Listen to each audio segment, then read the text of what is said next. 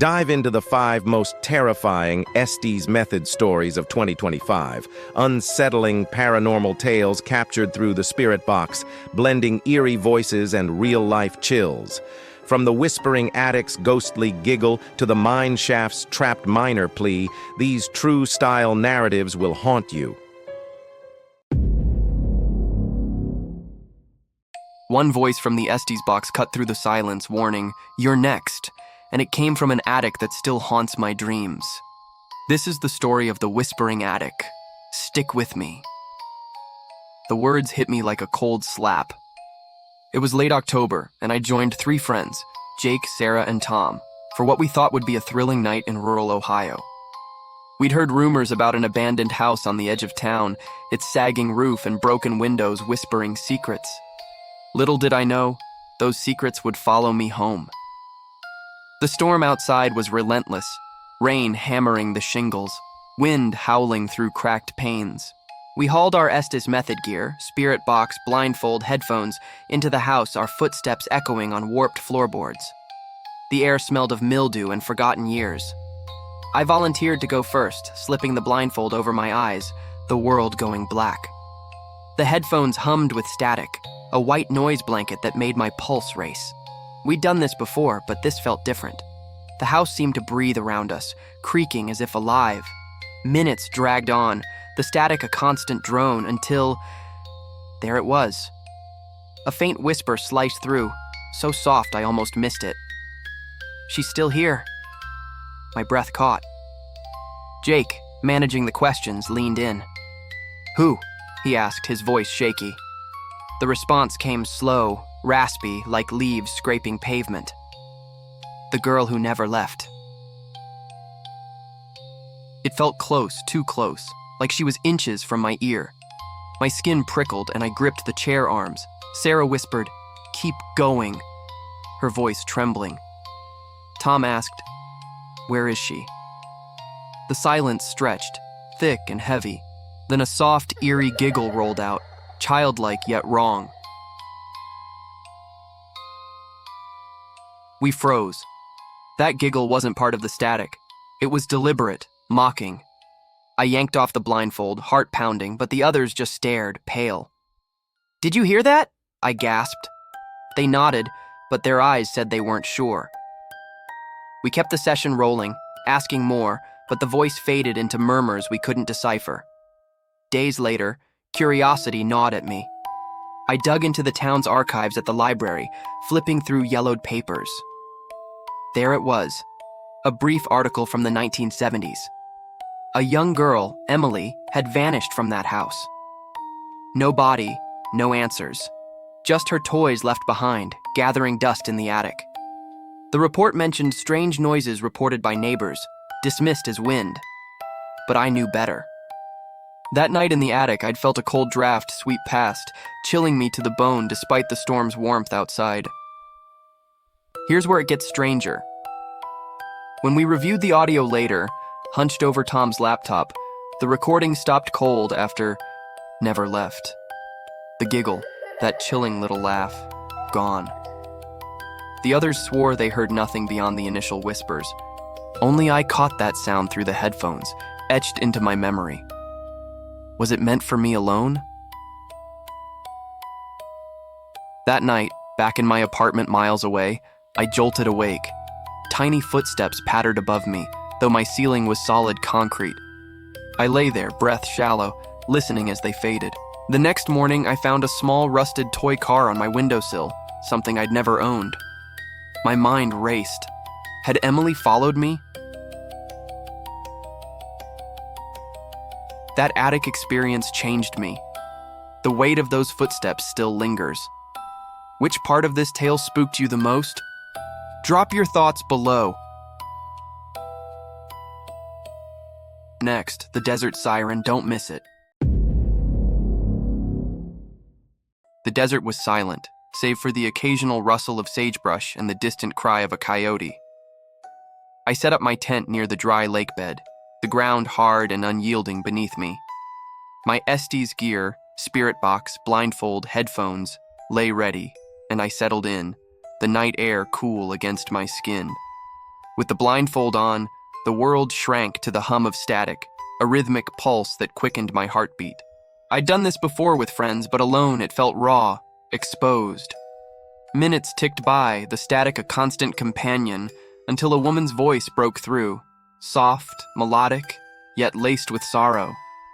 She sang an old tune, unfamiliar, but haunting, the notes weaving through the noise. "Take me home," she pleaded, her voice trembling. I froze, my mouth dry. "Where?" I managed to ask, my voice cracking in the stillness. Her response came like a sob. "The dry lakebed where I drowned." The singing grew louder, filling my headphones, as if she were circling my tent. I pictured her, a pioneer woman, lost to a flash flood a century ago, her spirit trapped in the desolation. The air shifted, growing heavier, and I felt a chill despite the desert heat. I kept asking, "Who are you?" But her song only deepened, a mournful wail that seemed to rise from the ground itself. The session stretched on, my hands trembling as I gripped the spirit box. Locals had told me stories of a woman seen near the lakebed, her figure shimmering like a mirage before vanishing. I dismissed it as folklore, but now with her voice in my ears, it felt all too real. The song swelled, wrapping around me, and I swear I heard footsteps crunching sand outside, though I was miles from anyone. Then, abruptly, the singing stopped. In its place came a piercing scream, sharp enough to make me rip off the blindfold. My heart pounded as I scanned the darkness, but the desert was empty, the moon casting long shadows across the lakebed. I fumbled with the recorder, replaying the session, everything cut off after "Where I Drowned." That scream? Gone, as if it never happened. Was it a trick of the wind, or did she want me to join her in that watery grave? The next morning, I packed up fast, but as I drove away, I glanced back. Something shimmered on the horizon, a figure that faded into the heat waves. I haven't camped there since. That scream still echoes in my mind. Which part of this desert tale got under your skin? Let me know below. Up next, the school basement. Don't go yet.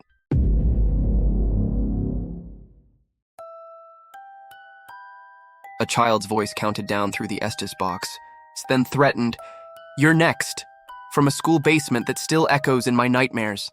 This is the school basement. Don't look away.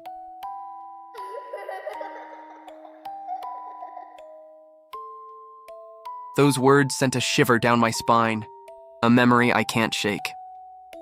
It was a crisp autumn evening in upstate New York when my paranormal team, me, Lisa, and Mark, decided to explore an abandoned school. The building loomed ahead, its broken windows like empty eyes, and I had no idea the darkness waiting below would follow me home. The school had been shut down for decades, its halls silent except for the occasional drip of water from a leaky pipe. We carried our Estes gear, spirit box, blindfold, headphones, down a rickety staircase to the basement, the air thick with mold and old chalk dust. Desks were stacked haphazardly, their surfaces scratched with forgotten lessons, and the concrete floor felt cold through my shoes. I volunteered for the blindfold, the world narrowing to the hum of static as I settled into a creaky chair. We'd done Estes methods before, but this place felt different, oppressive like the walls were watching. The static droned on, a steady rhythm that made my pulse quicken, until a child's voice broke through, clear and deliberate. 1, 2, 3. Each number hung in the air, slow and measured, like a game I didn't understand. Lisa whispered, "Keep going," her voice tight. Mark asked, "Who's there?" Into the darkness. The response was sharp, cutting through the noise. "You're next." The words hit like a slap, and I felt my stomach drop. The air grew heavy, pressing against my chest, and I gripped the chair's arms, nails digging into the wood. We pressed on, Mark asking, "What do you want?" But the voice fell silent, leaving only the static's hum. Then, a creepy laugh bubbled up, high-pitched, wrong, like a child playing hide and seek with malice. We froze, the laugh lingering in my ears. I yanked off the blindfold, my breath ragged, and saw Lisa and Mark staring, wide-eyed. "Did you hear that?" I gasped. They nodded, but their expressions were uncertain, as if the sound had slipped past them. We kept the session going, asking more questions, but the voice retreated into murmurs we couldn't piece together. The basement felt colder, the shadows deeper, and I swear I felt a tug on my sleeve, though no one was near. Days later, the experience gnawed at me. I hit the local library, sifting through dusty records. An article from the 1950s caught my eye. A janitor had vanished from the school after kids reported hearing counting in the basement. No body was found, just whispers of strange noises dismissed as imagination. But I knew those counts weren't imaginary. That night in the basement, the tug on my sleeve felt real, a phantom touch that left my skin crawling. Here's where it turns chilling. When we reviewed the audio on Mark's laptop, the recording cut off after, "You're next." The laugh, that eerie cackle, gone, as if it never happened. Lisa and Mark insisted they heard nothing beyond the initial threat. Only I caught that sound through the headphones, burned into my mind. Was it meant for me alone? That night, back in my apartment, I woke to the sound of counting. 1, 2, coming from the corner. I sat up, heart hammering, but the room was empty. The next morning, I found a child's chalk drawing on my floor. A stick figure with hollow eyes. Something I hadn't drawn. Had that presence followed me from the basement? That drawing still haunts my thoughts. Which moment in this tale sent a chill down your spine? Share it below. Up next, the Lighthouse Keeper. Stay tuned.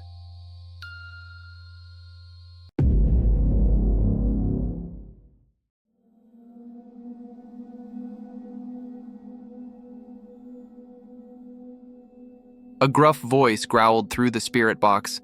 The light failed me. Off Maine's fog-choked coast. This is the story of the Lighthouse Keeper. Hold on tight. That growl still echoes in my head, a weight I can't shake. It was a damp, foggy night last spring when my friend Ryan and I ventured to a decommissioned lighthouse. The structure loomed like a sentinel, its beam long silent, and I had no clue the guilt of its past would reach out to me.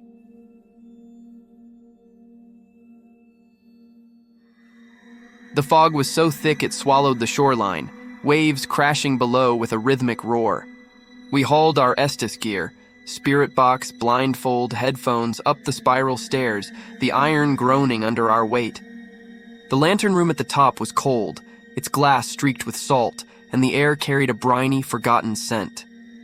I took the blindfold, the world shrinking to the static hum as I sat by the rusted railing. We'd tried Estes methods before, but this place felt alive with regret. The static pulsed, a steady beat that made my nerves tingle, until a gruff voice cracked through, deep, weathered like an old sailor. The light failed me. My breath hitched. Ryan leaned in, asking, "Why?" into the fog. The response came slow, a growl that vibrated in my chest. "Shipwrecked my crew, now I wait." It felt like the voice was behind me, its breath on my neck despite the empty room. The fog seemed to thicken, pressing against the glass, and I pictured a ship splintering on the rocks below, men crying out. Ryan asked, "What happened?" But the voice faded into a low murmur, unintelligible yet heavy with sorrow. We kept the session going, the static a lifeline as the minutes stretched.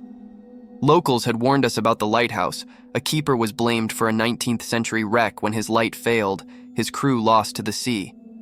They said his ghost lingered, waiting for redemption. I felt the cold seep into my bones, the railing icy under my hands, and swore I heard a creak, like the stairs shifting under an unseen weight.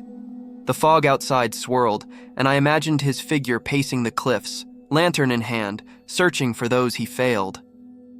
The session dragged on. my pulse thudding in my ears until the voice returned, weaker but insistent. I asked, "Are you still here?" And the static crackled as if answering.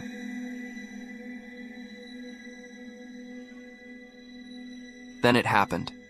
The voice hissed, "Your turn to watch," sharp and commanding. I tore off the blindfold, heart racing, and saw Ryan staring, frozen. The lantern room felt smaller, the fog pressing in. We replayed the audio later. Everything stopped after "Now I Wait."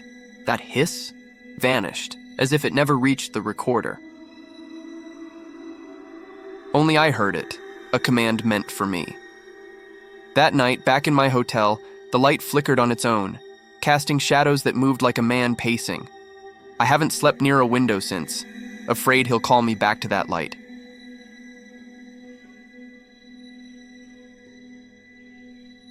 That flicker still haunts my nights. Which part of this sea tale sent a chill through you? Tell me below. Up next, the mine shaft. Stay with me.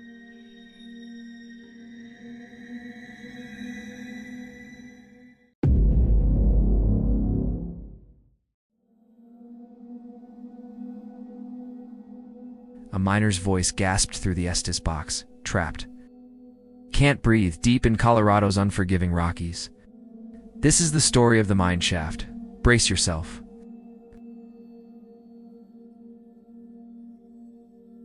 The gasp clings to me, a suffocating reminder of what lurks below. It was a clear fall day when I hiked into the Colorado Rockies, drawn by tales of an old mine.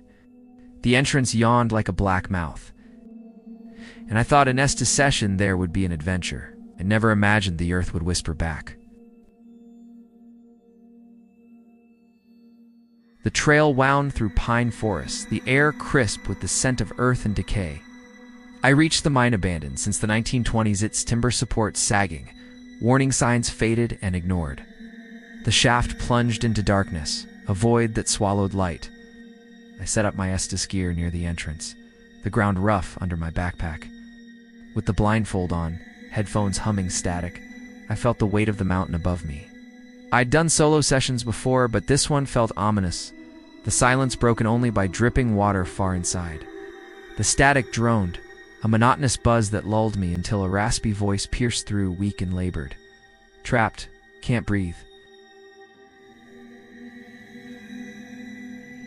My throat tightened, as if the air thinned. I managed to ask, "Who are you?" The words echoing into the void. The response came halting, a cough punctuating the words. Miner 47 cave-in took us. The voice was gravelly, like lungs filled with dust, and I pictured men clawing at rocks, lanterns flickering out. The static swelled with murmurs, indistinct but urgent, as if more voices joined. I pressed on. What happened? But the rasping grew fainter, laced with desperation. The session dragged my back against the cold stone, the mine's chill seeping through my jacket. Locals had shared stories of a 1920s collapse that killed dozens strapped miners signaling with picks until silence fell. I'd laughed it off as legend, but now, with the voice in my ears, it felt alive. The air grew heavier, dust stirring without wind, and I swear I heard a distant tapping, like hammers on rock. I kept asking, "Are you still there?" The static crackled, the voice returning in bursts. Names of lost comrades, pleas for light. My hands shook as I gripped the spirit box, the mountain seeming to press down. The dripping water inside amplified, sinking with the voice's labored breaths. I felt isolated, the Rockies vast and indifferent, and wondered if I'd awakened something buried deep. The murmurs built, a chorus of whispers overlapping, until one clear plea: dig us out. The ground vibrated slightly, or maybe it was my imagination, but I felt a puff of dust on my face. The session stretched, my nerve fraying as the voices faded into a low groan, like the earth shifting. Then, the voice returned, faint but final. Join us below. A chill ran through me and I ripped off the blindfold, scanning the shaft's mouth. The recorder? It cut off after cave-in took us. That plea and groan vanished as if erased. Only I heard it. A summons meant for me. That night, miles away in my tent, I woke choking on dust, the air thick with the scent of earth. In the morning, my boots were caked in fresh mine grime, though I hadn't stepped inside. That grime still clings to my thoughts. Which moment in this mine tale buried a fear in you? Share it below. You want more chills? Subscribe now for more chills every Friday.